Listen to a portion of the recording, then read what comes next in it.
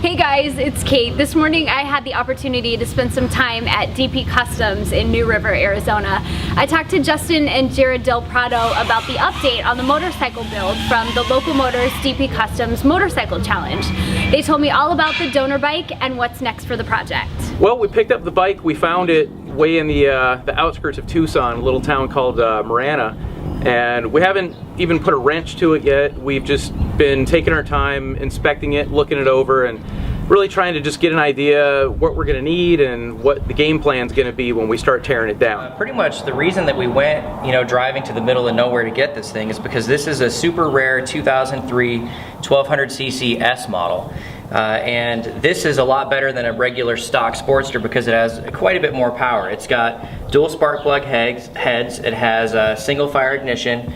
These are normally upgrades that people would do afterwards, but this is all good Screaming Eagle factory grade parts that we have on here. It also has, these are pretty much sport bike grade front forks that we have on the bike that are fully adjustable, which are great. And then it's also got dual front discs, which is very, very rare for a Sportster.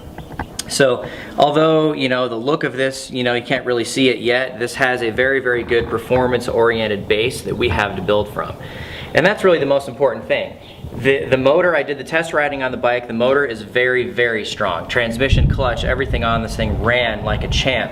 I found out while I was riding it, it pretty much had a flat front tire, so thankfully I didn't, didn't have any kind of an accident there, but really the most important base of the bike is in great, great shape.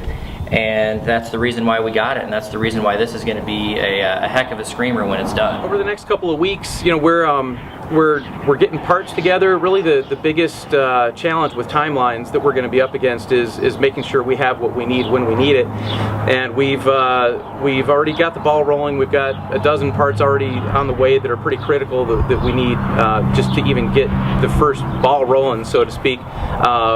But we're really going to start hitting this thing pretty hard within about a week from today. That's when the music kicks on full blast and we start getting the wrenches to it and ripping it apart and having fun.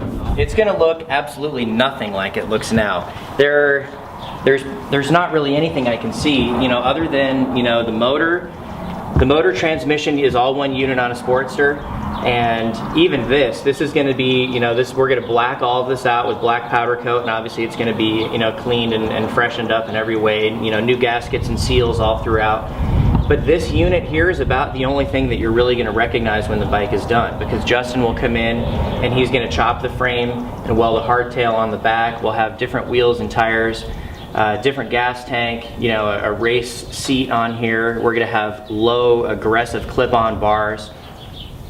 And obviously a really, really, really cool DP Racer, paint scheme. So you're really not going to recognize the bike, which is why I think it's cool we're getting this good documentation of the way it looks now. We're so excited to reveal this bike on July 13th at the Local Motors Open House.